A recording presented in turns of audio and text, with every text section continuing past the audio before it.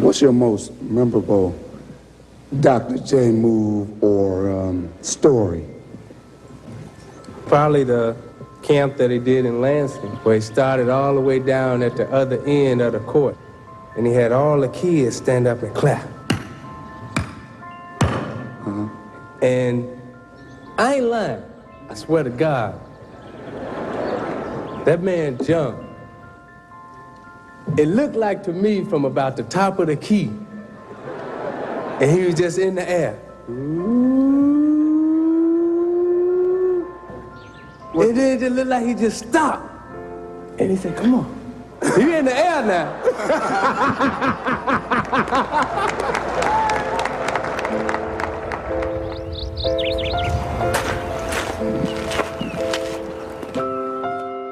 There was a time when history was chronicled by word of mouth, and the stories that were passed down from one generation to the next were called legends. Through the ages, they grew and grew.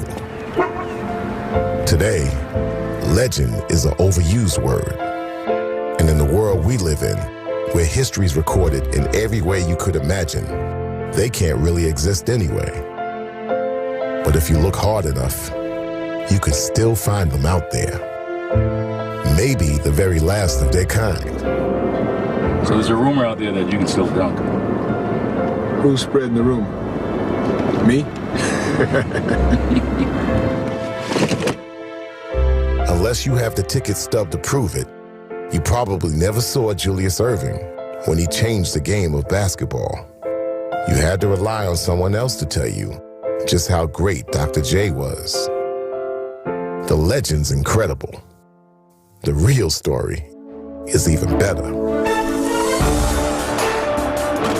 He was Michael Jordan before there was a Michael Jordan. I think I do try to emulate him.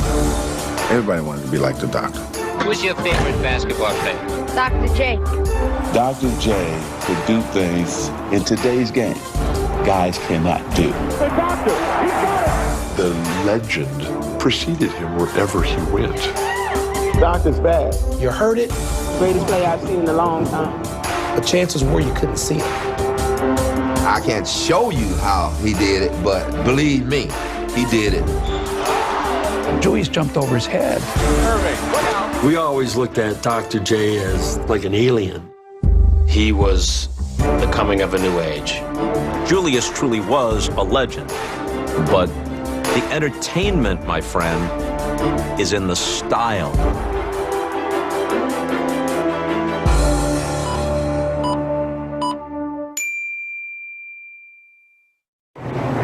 Who are you?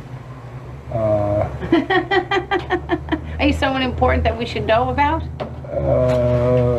I used to play professional basketball. Oh, did you? Well, you are pretty tall. Yeah. So it's not really I'm actually leaning right now. I had to do that. Played for the Nets when they were in Long Island, and 76ers, and a defunct team called the Virginia Squires. His name's Julius Erving. Julius Erving? That's you? It's not you. Are you Julius Erving, really? Are you really? Well, it's not Julius Erving, really. It's just Julius Erving. Yes. Really? Yeah. Really? I haven't even heard of you. How are you? It has been a long time since coming back. Still home. Long Island's always going to be my home.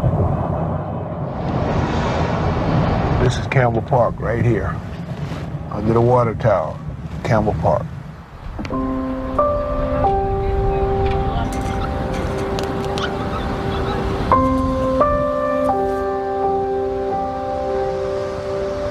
I mean, it's birthplace of basketball for Julius Erving.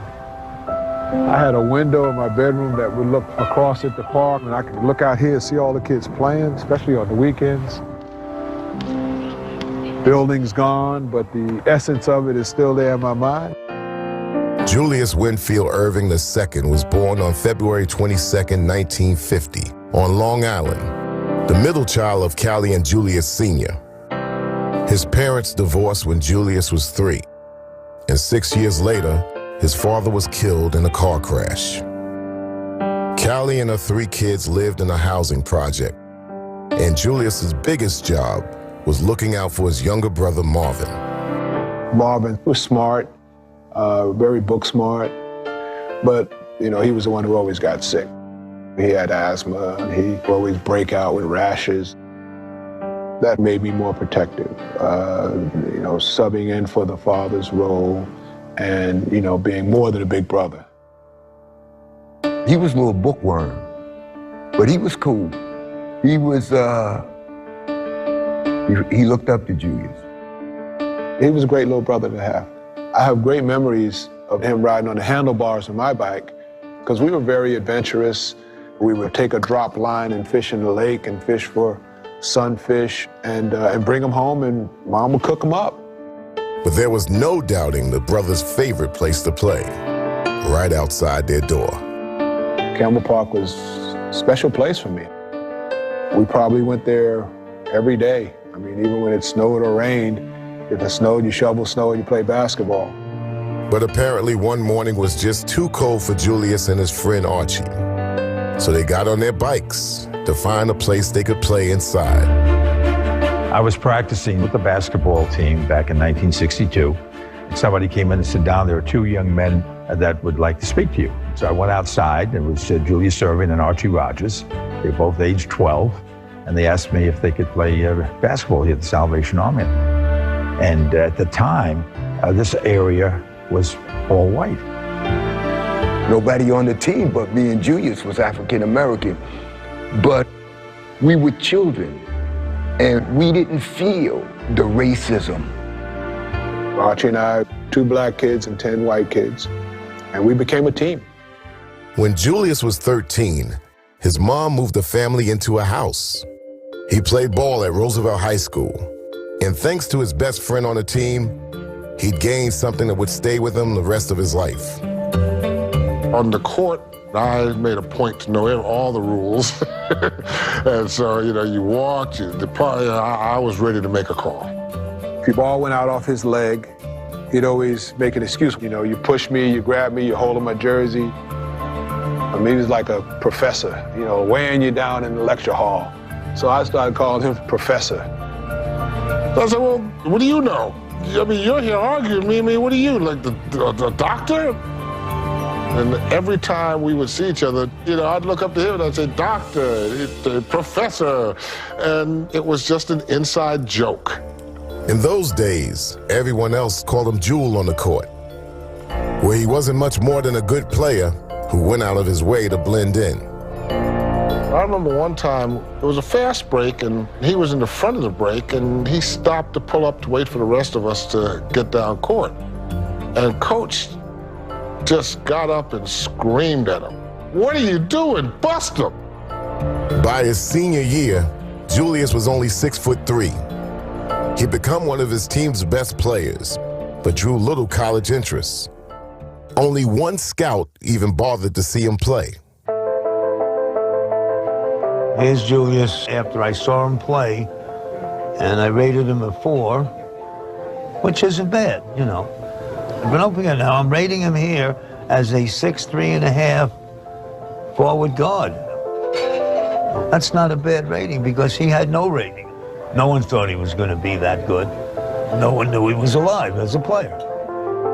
But at the playground, Julius was a whole different player. Everything always went well at the park, especially if you would do things that were a little different than the things that the other kids were doing. I had a lot of tricky stuff around the basket, putting it up left-handed, right-handed, jumping over people. And one afternoon on the blacktop, the secret of Julius Erving got out for the first time. He didn't know that I was there. And Juice is coming out on a fast break, and he was at the foul line. And Julius goes up in the air. I closed my eyes because I thought he wasn't going to be able to go that far in the air. But he just glided. And then he dunked on him. That was beyond my imagination. And he acted like it was no big deal. Coach Wilson had seen enough. He made a call to an old friend who just so happened to be the head coach at the University of Massachusetts. And by the next fall at UMass, others had begun to marvel at the freshman who seemed like he could fly. A lot of the kids got a chance to start watching him, and they saw what I saw. Julius was a 6'3" jumper that jumped like he was 7 foot. That was the buzz that went around the school. I had a frequent caller who bombarded me with propaganda about this freshman basketball player at the University of Massachusetts named, quote, Julius Erving. His basketball career was starting to take off, while his connection with his family stayed strong. That February, Marvin came up on my birthday. We spent time on campus, in the dorm, and he was complaining about pain in his joints and had a rash. They go home, and he's in the hospital. You know, the doctors were running tests. My mindset is they're going to get to the bottom of it, it's going to be treatable, and then he'll be all right. The doctors diagnosed Marvin with lupus, and over the next 3 months, his condition deteriorated. My mom calls me, and she says, you need to come back home. He said, I just got a call from Mom, and Marvin's not doing good, and they don't know if he's going to make it through the night. You know, I got to go home. And I said, hey, man, let's go. I'll drive. He was just quiet. He just was thinking about his brother. The trip was generally a 3+ hour trip, and we did it in under 2. We flew. And he, literally jumped out the car and was running up the stairs. His mother was in the room, and, I heard his mother scream and just cry out. He said, I'm really tired, and, they need to come and get me. And he's talking about the angels.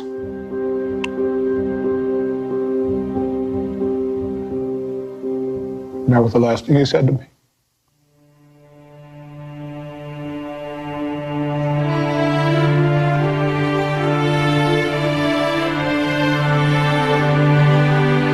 I go back and, everybody's there at the house. And I just go to our room because I got to be by myself. The things we had done, those journeys to the park, bicycle rides, all of those things were not going to happen again. And the finality of that, it's overwhelming. It just seems so unfair.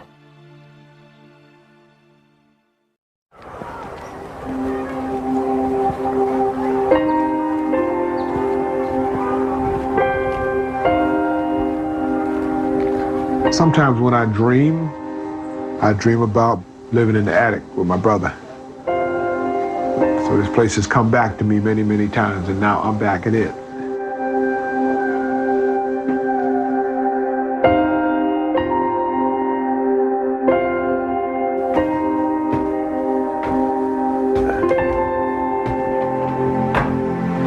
In this bedroom with Marvin, we spent a lot of time planning for the future, but he's always going to be 16, Man plans and God laughs.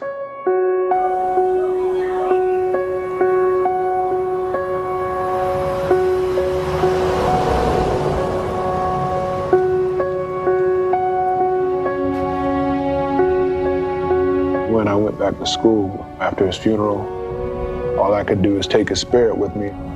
So when I line up against an opponent who was only thinking of being one, now I got 2 spirits in there. I got mine, I got my brother's. I have a slight advantage.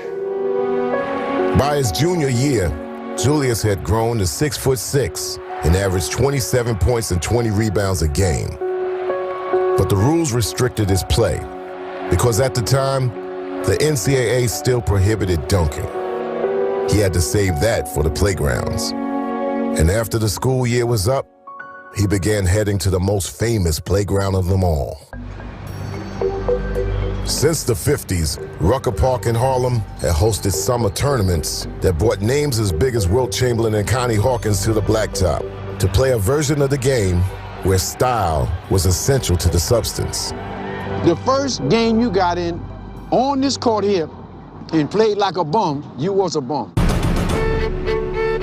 So when Julius Erving came to Rucker, he'd either be known in the basketball world as a great player, or he would have probably figured out a way to deal with his books and keep his grades high.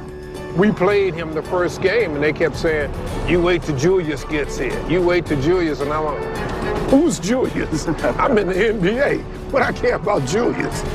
Tom Hoover had never heard of him, but soon enough the kid named Julius was doing things that no one at the Rucker would ever forget.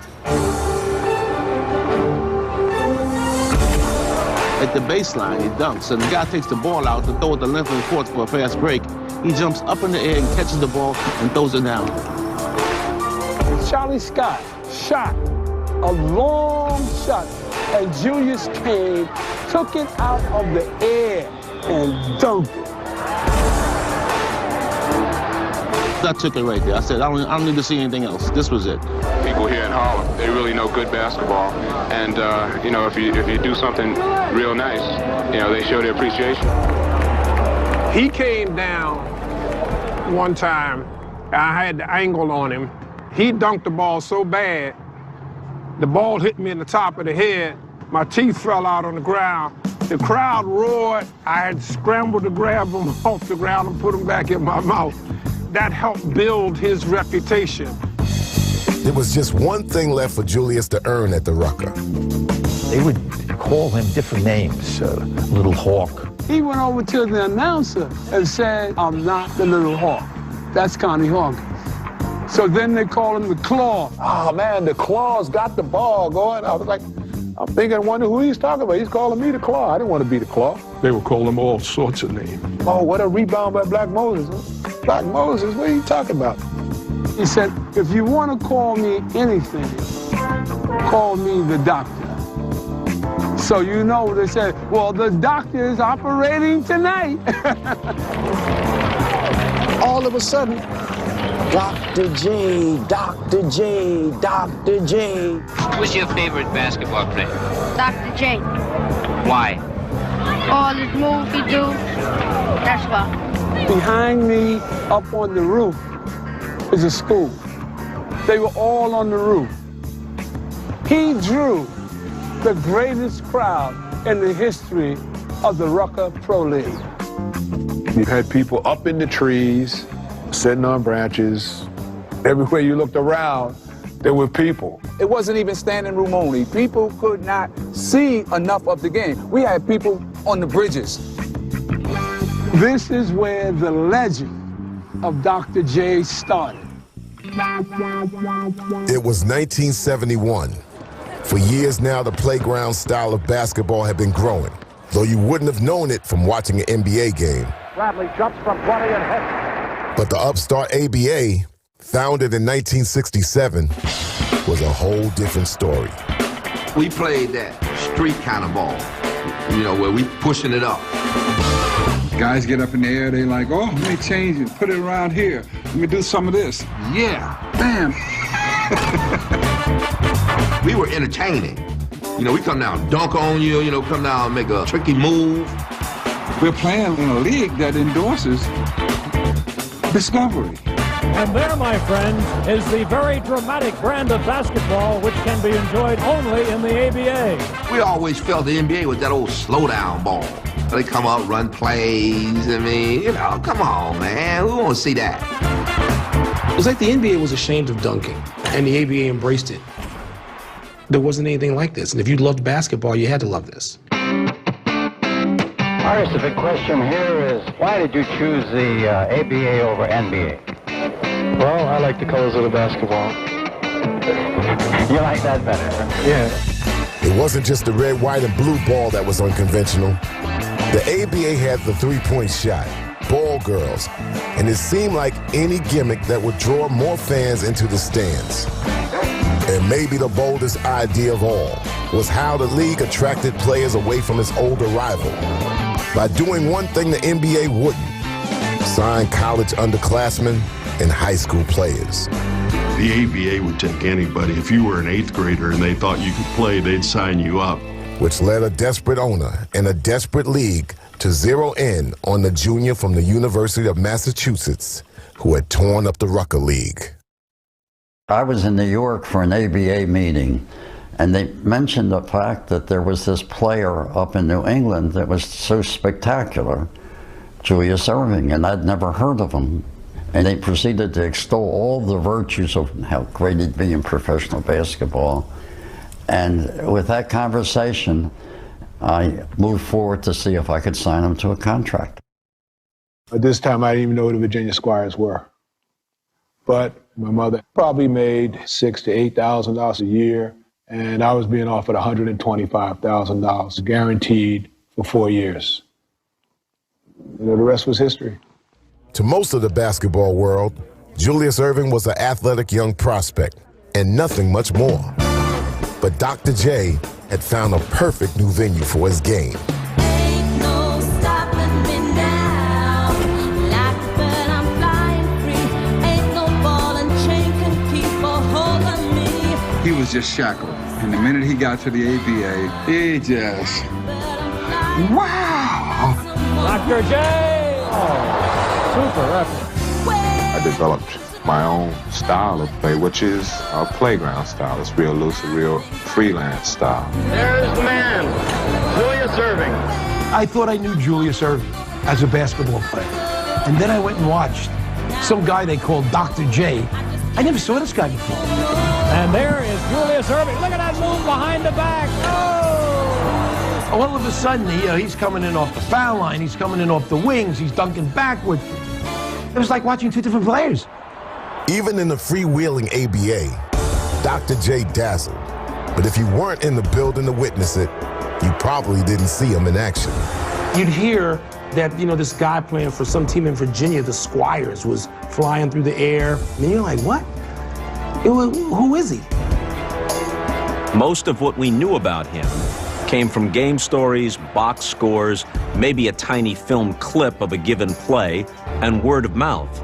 The games just were not televised. My brother was in the Navy in Virginia, and he kept telling me, this kid Erving, man, he's a bad boy. I kept getting newspapers sent to me about this great kid named Julius Erving, who was scoring 28, 29 points a game, and I thought to myself, Julius Erving, finally a great Jewish basketball player. You're hearing these reports, this spectacular, swooping, out of nowhere guy that is just doing things that have never been seen before.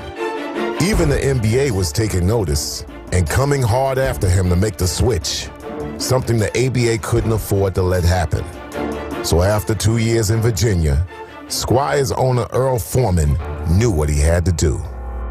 I was as much concerned with his playing for the ABA almost as I was with his playing for the Squires. And I contacted the owner of the Nets and worked out an arrangement. In 1973, Foreman sold the league's leading scorer to the New York Nets. I was in Ocean City, Maryland. I got a call and I said, God, I got to go back to New York now, just on vacation with my kids and family. And they said, what's going on? Well, we just got Dr. J. I said, I'll be there in 10 minutes. The ABA's biggest star was headed to its biggest stage. Julius Erving was going home to Long Island. New York has always been my home, and I'm very pleased and happy that I'll be able to play out my career here. This is New York, Long Island's Nassau Coliseum, home of the Nets. It's past the buck night here, a $5.50 ticket for only $1. It's also bread night, a free loaf of bread for every fan. But there are only 9,300 fans who pass the buck here. 9,300 fans to see the second place Nets. 9,300 fans, $9,300 to see the fabulous Julius Erving, the great Dr. J. coming back to Long Island, life could not have been better. I mean, it was such great anticipation coming to play basketball in the place where I was born and raised. This building was brand spanking new. I mean, the identity of the Nets now is Brooklyn, but, you know, my time here and my era here, I think was very, very special.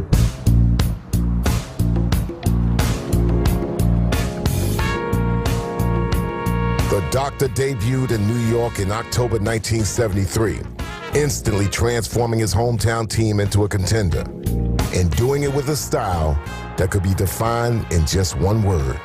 Cool. Dr. J was the epitome of cool. If you look up the definition of cool in the 1970s, it says, see Julius Erving. And it starts with the afro. It'd be up there so high. That fro used to, you know, kind of like fly in the back.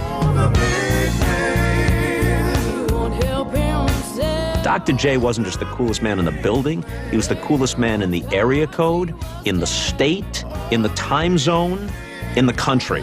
The thing that was so cool about Doc was the size of his hands. His hands are so big that when he holds a ball, it's like him holding a tennis ball. If you went up and tried to block it, I mean, he'd just move it over here and slam it down. So he could do anything with it. And when he would cradle the ball and be like this on a poster, the face sort of went with it. And if you can get the hair up like that at the same time, he was terrifyingly good. Man, I can't believe that dunk. I've never seen one like it. He became a cult figure. Everywhere we went, all they wanted to do was see Julius. If you came to see him play, you was gonna leave there shaking your head saying, man, that kid flat out play. Kevin Lockery saying, go on, Doc. I played for a coach who said, you know what, you got this game plan, and it ain't working. You need to do something. Here's the doctor. We're playing Kentucky, and Dr. J's on a fast break, and Artis Gilmore, it's a mano a mano. He's waiting for Doc. Now, Gilmore, for people that don't know, is 7'2" with a 5-foot afro. Doc flew right over him. Gilmore's there. The Doc dunks it. What a play. Whether I was bringing the ball up court or getting it off the board, I was going to determine the outcome of the game. Erving with the basketball inside the half-court line, goes up, it's a 40-footer, and In his first season playing just a few miles from where he grew up, Dr. J won the scoring title and his first MVP and carried the Nets to their first championship. Julius Erving comes back to New York, his hometown, and wins a championship. He couldn't ask for anything more. He was the king of the ABA, and life was also good off the court. It was a beautiful time. I mean, I have a wife and I have 2 sons, and I'm very happy, very excited about the prospects for the future with a woman who I adore and who I'm going to spend the rest of my life with. And basketball seemed to be taking care of itself. But while the next season brought another MVP award as the Doctor continued to soar, Look at Julius. all around him, the league was still struggling to lift its own fortunes. There was always that challenge of being the other league, not having the major television contract, not getting the notoriety. We were the NBA. We had the greatest franchises. We had the greatest players. The ABA was good basketball. It was fun basketball, but it wasn't the NBA. The war between the leagues was now nearly a decade old, and the ABA was losing. By 1975, the American Basketball Association was a little bit like the Titanic after it hit the iceberg, kind of listing to the left and taking on water. There was a race. One that had the fastest car was probably going to get their checks cashed first. As soon as they gave you a check, you rushed to the bank to make sure that the check was clear. We played the Utah one night, and we've got to go to San Diego to play the next night, and all of a sudden, we can't go because San Diego folded. The ABA needs a profitable network television contract. It can't get that as the league now exists without merging with the NBA. So that means the alternatives for this league is consolidation or collapse. It sometimes seemed like the only thing breathing life into the ABA was his signature star, No matter how tired he was, he always had time for any reporter, anybody that wanted part of his time, he had time for them. He understood and felt the obligation that he had to try to help keep this league afloat. And nothing the doctor did would be more memorable than All-Star Weekend in 1976, when the ABA dreamed up another gimmick perfectly suited for his gifts. Good evening, everyone. This huge record-breaking crowd here at McNichols Arena about to bear witness to one of the most spectacular events in professional basketball, the slam dunk contest. The field included the highest flyers in the league. But even they knew there was only one guy to watch. For the New York Nets, the fabulous Dr. J. Julius Erving. I was going up against Doc. I ain't have a chance. I knew I ain't have a chance. And now the doctor goes to work. Unbelievable. With each dunk that night, the show got better and better. And the greatest of them all would become a piece of basketball lore. Dr. J measured off from the foul line, then went back to midcourt. I didn't know what he was going to do, to be honest with you. He took off running with those short shorts, and his afro was blowing in the wind. Just before the free throw line, he takes off, and bam! And that sends everyone reeling. Julius Erving. Before that, no one had seen that. First came the stunned silence, the gasp of disbelief, and then the roar of approval. And the winner, Julius Erving. It was bigger than I think what anybody thought it was going to be. You know, because 2013, we still talking about it. So now how special was that? By that 1976 season, the ABA was on its last legs, eventually shrinking down to 7 teams. Erving, unbelievable. But Dr. J was still flying high, capturing his 3rd scoring title, his 3rd MVP, and leading the Nets back to the finals, where they faced the talented Denver Nuggets. We had 4 great players. We had Dan Issel, Bobby Jones, Ralph Simpson, Marvin Webster, myself. But they had Dr. J. He gets it over to the doctor. Tie ball game. Here's a shot. Julius. He scores! He scores at the buzzer, and the Nets win. Julius Erving finishes up with 45 points and a shocked, stunned crowd. Dr. J was amazing. Bobby Jones was the greatest defensive player ever to play the game, and Dr. J had his way. There is Julius Erving, and he has been the take charge guy. We knew where the ball had to go, but no one had a problem with it. He just played tremendous. Look at Julius. Oh, my goodness. He averaged almost 40 points a game, 15 rebounds, a lot of assists. He was really the difference in that series. The ball over, and the crowd storms out of the court. Pandemonium as the New York Nets win, 112-106. Everybody's hugging, and he poured champagne all over my head. Oh, it was just a tremendous celebration. It's as sweet as it ever was. I tell you, now hopefully we've started something that we can keep on and win some more championships in the years to come. But we're going to enjoy this one right now. Have a little champagne. Good party. And it was done. And then it was done.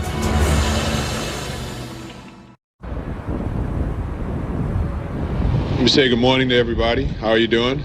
I'm Julius Erving. Haven't been in this building in a long time, but it's kind of nice to be here.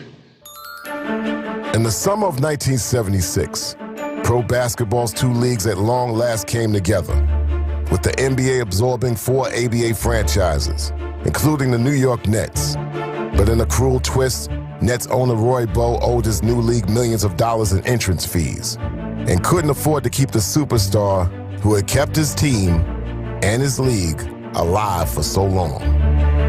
I kept telling Roy Bowe, you can't do this. I mean, you know, we're never going to be able to replace this guy. It's like selling Babe Ruth to the Yankees. I called Billy Melchione, and I did ask him, is Julius Erving available? And Billy said no. 2 weeks later, Billy called back, and he said, Julius Erving is available. I immediately called our new owner, F. Eugene Dixon, and he said, "Tell me, Pat, who is Julius Erving?" I said, "Well, let me just describe him as the Babe Ruth of basketball." Julius, I welcome him with open arms to the Philadelphia scene. Thank you very much. My pleasure to be here. Great to have you with us. The doctor had finally arrived in the NBA. But by now, all of pro basketball had seen better days. In '76, we needed help. The two leagues had battered each other to pieces, and the league was not healthy.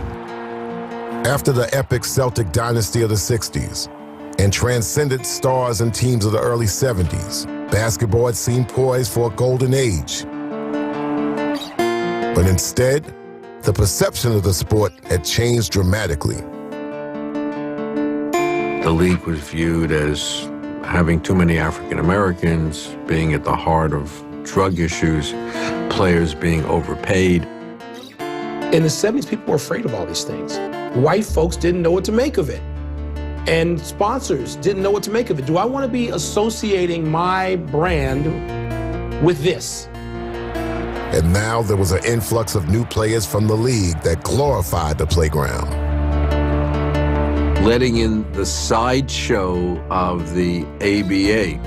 Our business may have been bad, but the stubborn fans of the NBA said, well, we don't need those guys because they're not playing a real brand of basketball.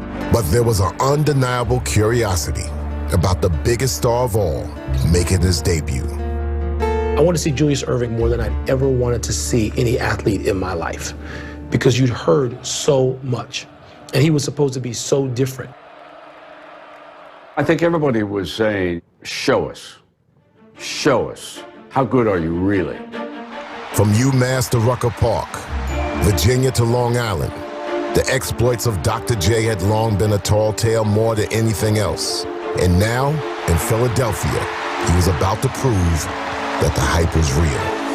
Look at Julius Erving. Watch this. There. The doctor. Oh, brother. Where'd this guy come from? Look at what he does out on the court. My God, there was nobody like him. That's incredible. Doctor's bad. Doctor is cold-blooded. He worked the cold-blooded operation. Julius was like that bird coming in on the wing, swooping in, dunking on people. It was just something to see. The doctor with his magic show. When you finally got to see this guy play, it felt like someone was giving you a gift. And Julius swoops to the middle. Oh my gosh. Did he just do that? Really, did he just do that? House ball. Erving with the good shot. I'm guarding him, and we were in Philadelphia at the time. Here's the doctor. Everybody up in the spectrum.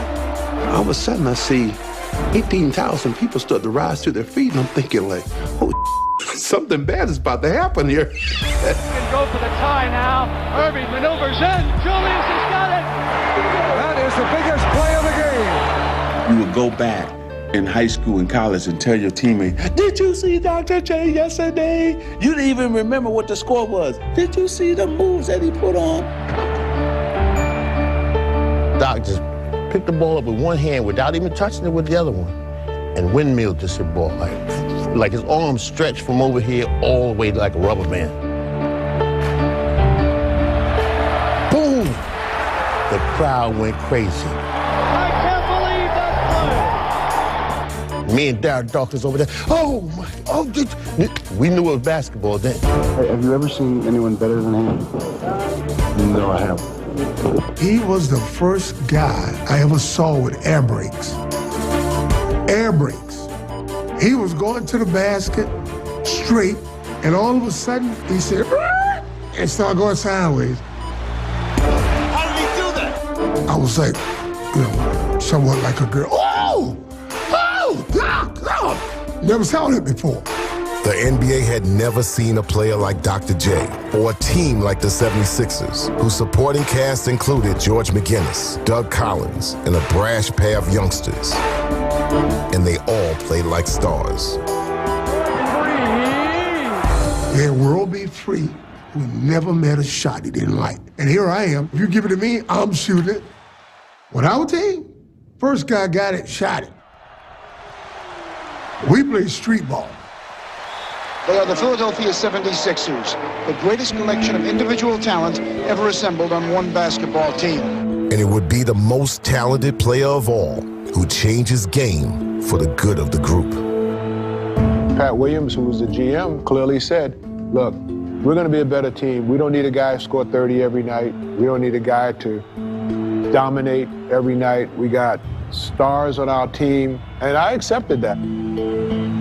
So many people ask, when will the real Dr. J show?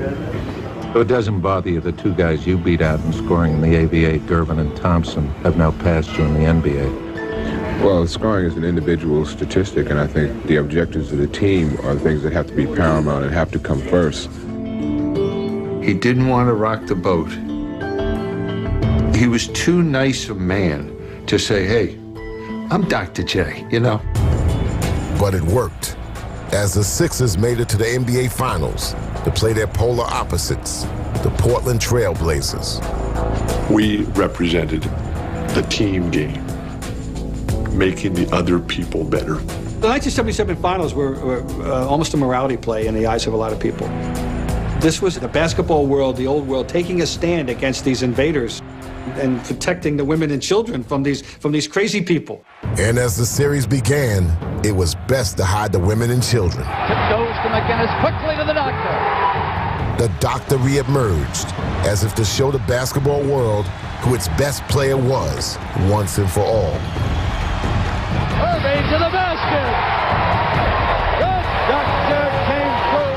Portland's team concept looked to be no match for Erving's individual brilliance, as the Doc powered the Sixers to a 2-0 series lead.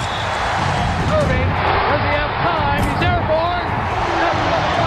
But late in game 2, everything would change. Hill, Dawkins, and Maurice Lucas.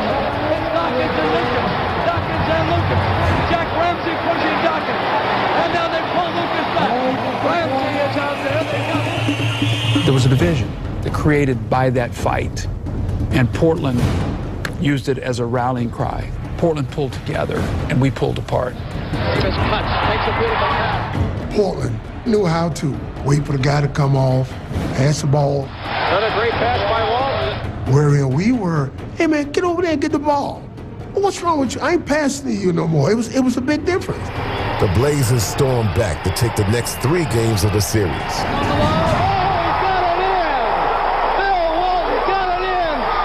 Sequence for the Blazers. Walton again, twice at the basket. The reeling Sixers faced elimination in Game 6. And the Doc responded with a finals performance for the ages. Walton there, Erving there. They meet at the top. Well, that's just 2 great players going against one another, and Julius won that battle. Julius roaring to the basket. And Julius is unbelievable. He never stopped coming at you. And there was this one moment where I thought I had him. The doctor out of there in a hurry. The doctor on the fly. The doctor with a window. He's got it. Julius Erving. Julius Erving. With 40 points, Erving carried the Sixers all night long. But in the closing seconds, they needed a basket to tie the score. 109-107. Philadelphia with possession. We go to the huddle and guys are saying that they can beat their man. Philly coach Gene Shue recalled the final play for George McInnes. Here we go, the inbound of McInnes. Drive, stop, pump, shoot, short, no good, and the game is over!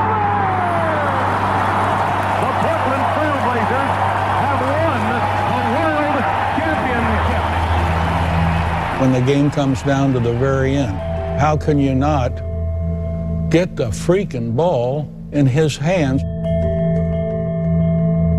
When the game was over, the doc said, going over there to the other room and congratulate them guys. And I looked at Darryl like, I'm from Brooklyn. I'm like, you said you could go over there and congratulate these guys? I want to go over there and fight. And he said, yeah, we're going to go over there, and congratulate these guys. And we did. We did. Even in defeat, Erving's performance had been unforgettable. Even though the Trailblazers won that series, by the time that finals was played, Julius Erving was the star of the NBA. And for the remainder of the 70s, that star would rise higher than ever. Every time he came to town, that was the game to be at, the game where Julius Erving was playing. Playing against Dr. J was Woodstock. Gonna tell you the story about Dr. J. He's taking his team all the way. He leads them through the NBA's. You know, when a phenomenon happens, a phenomenon happens. Julius, let's go there! Cause he can do it in the slam. It seemed like every Sunday you were on national TV playing somebody because people wanted to see the doctor. All right, now we have Julius Erving with his doctor been playing. He was carrying the weight of the league on his shoulder. He realized he was an ambassador for the league. He was the ultimate ambassador for the league. The NBA supports Special Olympics. Why don't you? He was so senatorial. He was so gracious. There was nobody like the man known as Dr. J. Even as great as he is now, he's going to be greater. Julius, thank you very much. Yeah, appreciate that. It was always like Julius was so cool. The language was like, indubitably. These rings are significant because they represent important associations. I remember I was so happy as a young black man who cared about language and presentation and image that Julius Erving sounded the way he sounded. Hey, hey, Dr. J, where'd you get those moves? You move with such grace. Are you a member of the human race? Major corporations decided that they wanted this guy to endorse their product.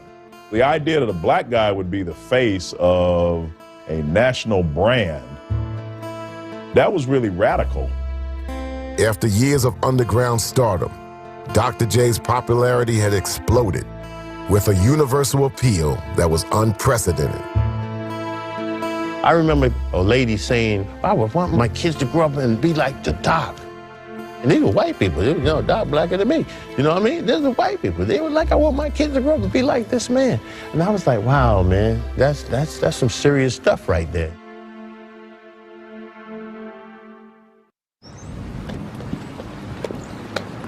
As the 1980s dawned, the journey that had begun in the Long Island housing project had taken Julius Erving to a Philadelphia mansion.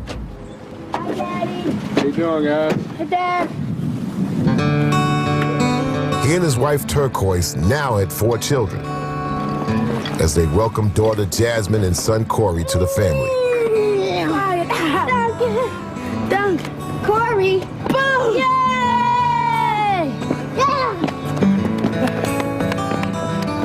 We're having a lot of discussion in our house about, the Kennedys who we admired. And from an African-American perspective, I mean, we wanted to be that type of family. And we were on what I thought was a pretty good course.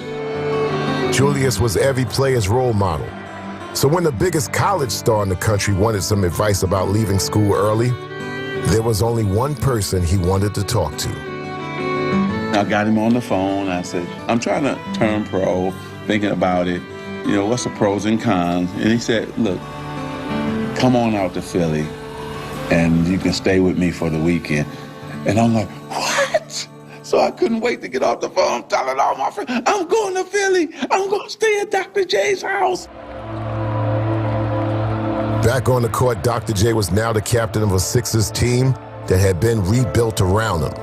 And while he no longer had his fro, he still had plenty of game. Erving is absolutely magnificent. In 1980, the Sixers returned to the finals to face the Los Angeles Lakers and the Doctor's former house guest. Here's Julius. The Doctor was in peak form as the Sixers fought to split the series' first 4 games, and he was never more breathtaking than on a play late in Game 4. Man, he did a move, which is the all-time greatest move I've seen. Magic and I were sitting there, and we were sitting right on the baseline. And when Dr. J left his feet, he didn't know what he was going to do.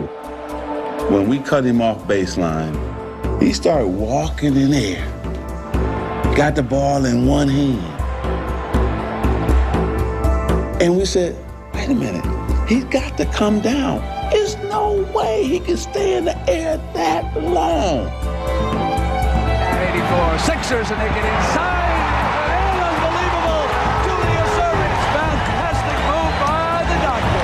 Julius in the air, palming with the right hand, floating, reaching, and spinning it in. Cooper and I said, should we ask him to do it again? We've never seen anything like that before. It was crazy.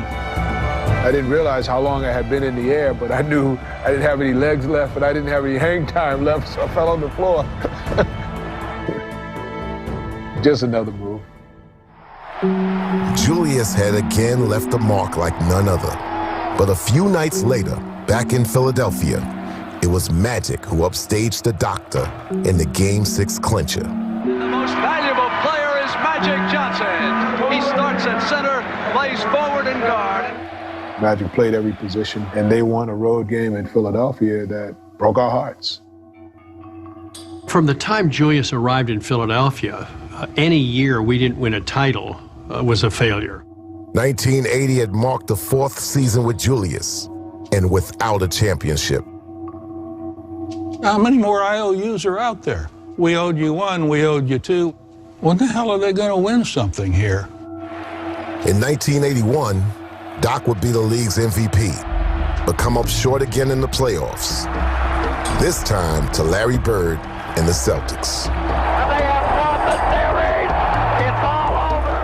The one thing that eluded Julius was winning a championship in the NBA. And here he was, now taking a back seat to Magic Johnson out in Los Angeles and Larry Bird up in Boston. So many would say, well, you won in the ABA. What does that mean? That doesn't mean anything. That was a minor league. You got to win over here. At the end of the day, if you win a championship as an NBA player, it's on your chest forever. If you don't, you're always viewed as not quite a champion. In 1982, the Sixers would follow Julius back to the finals again. And again, they'd lose to the Lakers. The Lakers are the world champions. There's only so many times you can get near the top of the mountain and then not get over. Because if you're the man, you have got to be the man and overcome everything. There was great doubt that Julius would ever get it done. A lot of folks around the league began to say, great star, not going to win a championship. I had a sense that the window was closing, and there's nobody to blame. You look in the mirror first, you say, what could I have done differently? But there was another viewpoint on Dr. J's inability to win it all. That it didn't all fall on his shoulders. It's not how good you are, it's how good your team is. And Dr. J's team just wasn't good enough. One of the things that we learned and that Boston obviously learned is that every single year you got to compliment your stars by getting other players. I mean, you can't just have one guy. He needed a little bit of help. They needed to get somebody with Julius. And they got the right man at the right time, a fella by the name of Moses Malone. Like Julius, Moses had started in the ABA. And now, the dominant inside force would be Doc's partner and another chase for a title. In thinking about Moses, that's a dimension that I've never played with in a 12-year career. Moses Malone drops it off the Doc, who sends it up and in. They just complemented each other's talents so well. Julius, a dump off to Moses Malone, who bullies his way to the hole. In the 1982-83 season, the Sixers would have far and away the league's best record. Doc goes up and champs it again. If they won by 25, it was a bad night, and just crushing teams. And while Moses Malone ended up as Philly's top scorer, Dr. J still led the team in highlights. And none would be more memorable than a late season breakaway against LA. I was there when he had that famous dunk against the Lakers. Literally stole the ball right in front of me. It's going to be stolen by the Doctor. Yes, he's got it. Here he comes. Ray Rock the baby to sleep and slam dunk. And the doctor made a sensational play. I can't explain it. I mean, it was just like this intense release of emotion. It was incredible. It was one of those moments as a kid that's just tattooed in my memory. The doctor made a sensational play. Rocked the baby and put it to sleep. When Dr. J broke down the sideline, I was like, okay, this is my chance to make a great play against a great player. But that didn't happen, so I just said, let me duck my head and get out of the way. Cooper just ducked. The greatest dunk of all time. Then you know what? If you're going to get dunked on by anyone, why not let it be the best in the game? The Sixers and Lakers would meet again in the NBA Finals. And Philly, for a change, was not only the favorite, but also the sentimental choice. We had everybody against us. The world was against us. I've never seen the country want to cheer for one guy because what he had meant to the league and what he had done for the game of basketball.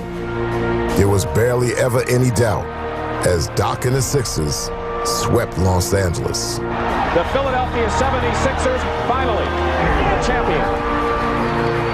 It was such a relief. Like a brick that was sitting over your head waiting to hit you and suddenly went the other way and now it wasn't there anymore. Let's all have a special nod to Dr. J. Julius Erving. This has to be a great, great night for him.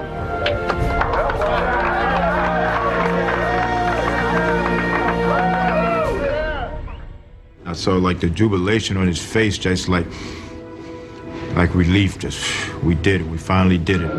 You deserve it. Even though we would have loved to beat him again, we would have loved to keep him in that pain. No doubt. Those skeletons out of there. Yeah. But you give those who really deserve it their just due when it's time.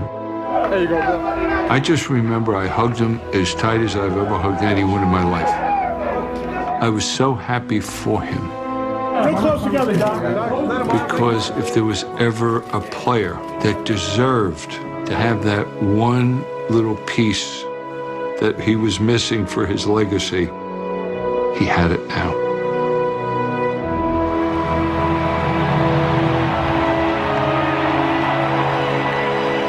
At long last, Julius Erving was an NBA champion. It wasn't quite that easy. Because I've been trying to get here for 7 years. Julius was no longer the kid with the crazy hair who changed the game. He was 33 now, old for a basketball player, even though on most nights, you'd never know it.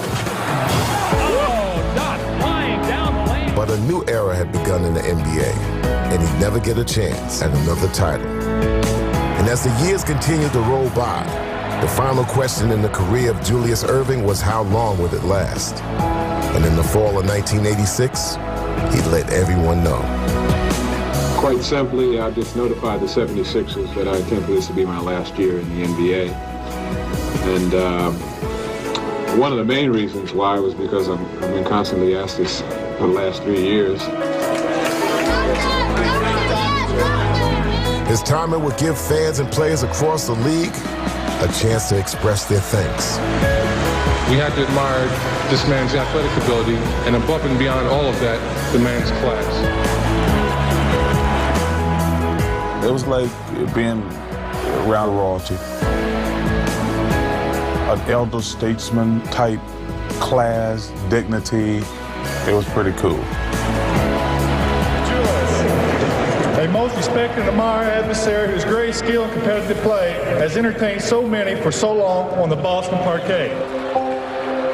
But no tribute was more emotional than the honor he received from his old ABA team. He was the ABA. He revitalized the NBA. Ladies and gentlemen, Dr. J.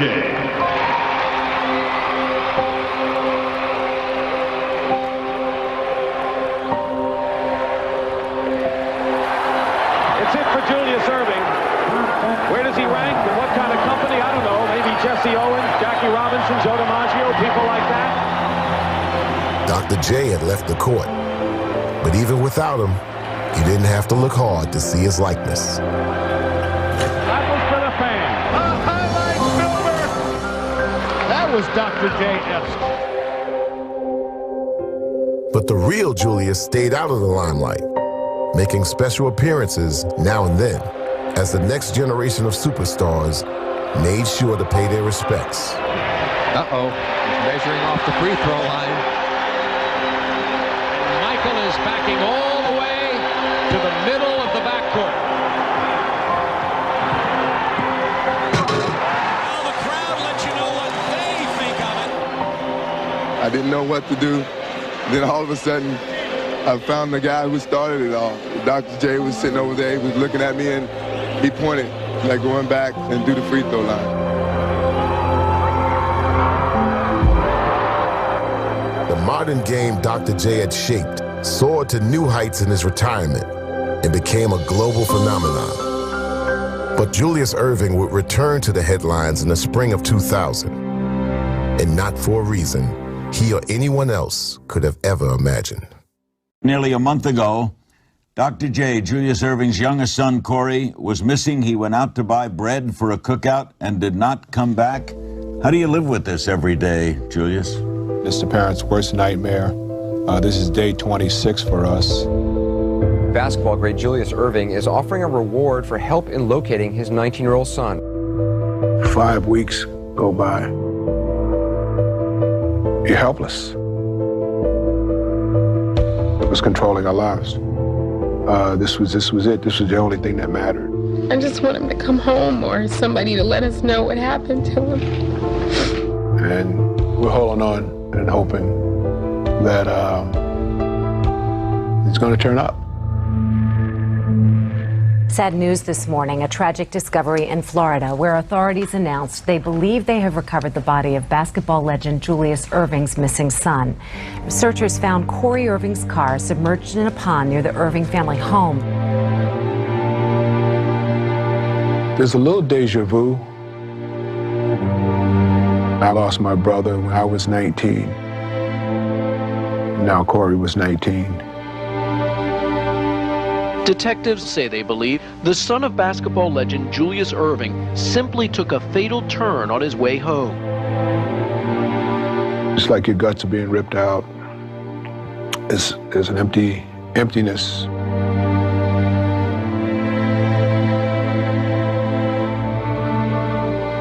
It was the worst thing that ever happened in my life. The toll on our family was insurmountable. Everybody dealt with it differently. And I think the way that my dad deals with most things in his life is the way that he dealt with my brother passing, in that you gotta pick yourself up, dust yourself off, and carry on with life. And my mom wasn't prepared to do that. It became very, very difficult for us to relate to one another after that fact, and it wasn't a long period of time before we went our separate ways.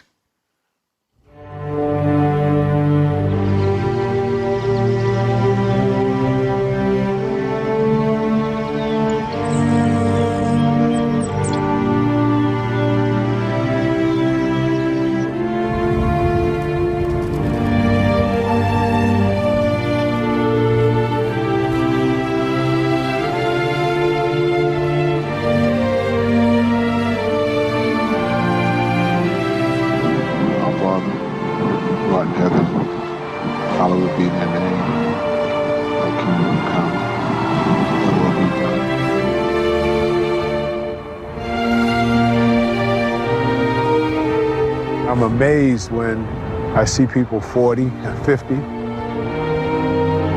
They haven't lost anybody.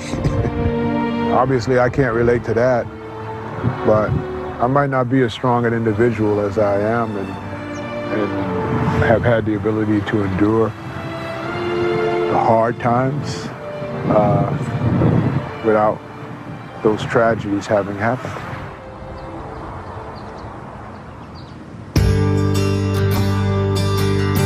Anybody that would spend time with him would never imagine the loss that he's dealt with. But he has a positive spirit and energy. And as far as it relates to that legacy that is him, I think he's still creating it. I don't think it's done yet. There's something called essence. And essence, I think, is, how you want people to feel about you. It's not that important that the whole world knows who I am and knows what I did. That's not how I function. To me, I like to keep the carrot out in front of me. I like to think that the best day of my life, the best time of my life is yet to come. He glances in the mirror and looks forward. Everyone else sees him and looks back. It's just one more contrast in the life of Julius Erving. Just one more complication of the impact of Dr. J, the singular performer and consummate teammate, the coolest superstar who ever lived, the father and brother forever grappling with loss, the pioneer who could get lost in history, the icon who so many still hold on to. The way in which commentators and journalists talked about this guy, Dr. J, was so much reverence. I'm like, I want to be Dr. B. I was a kid, but I don't know that I'd be Dr. Boyd today were it not for Dr. J. You rock the baby and put it to sleep. Your hero is someone who inspires you. I look at that dunk. My wife thinks I'm crazy because I start to get a little teary-eyed. She's like, you're crazy. I go, this is what has helped me, achieve what I've achieved, growing up in Philly and watching the great Dr. J. Everyone's got highlights. But after all of these years, you still go, wow. Who could have told that he would become one of the greatest players and people to ever step onto a basketball court? And will always be, no matter who comes behind him. That man is universally loved. This magnificent performer who had the ultimate gift. He made people happy. He helped young players like Larry and I understand that we had to be more than just a basketball player. When greatness meets class, that's what God created in Dr. J.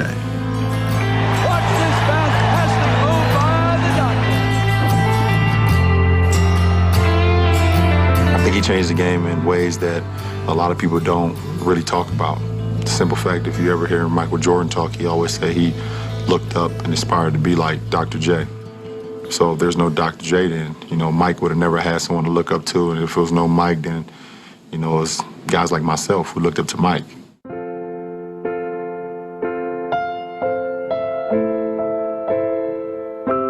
Unfortunately, I didn't get to see much of Dr. J when I was a kid. And really didn't see the true creative player that a lot of people have spoken about. But when he left the game, he left with a lot of class and a lot of dignity and that respect from their peers. And that's something that if I don't even win a world championship or MVP or whatever, that is something I would love to walk away from the game and have. There was a time in basketball, not even that long ago, when you weren't able to see the most exciting player in the world night after night on the court. So news got around by word of mouth, and tales were passed down from one generation to the next. So it's important to keep the greatest story of that era alive. That way, the legend can live forever.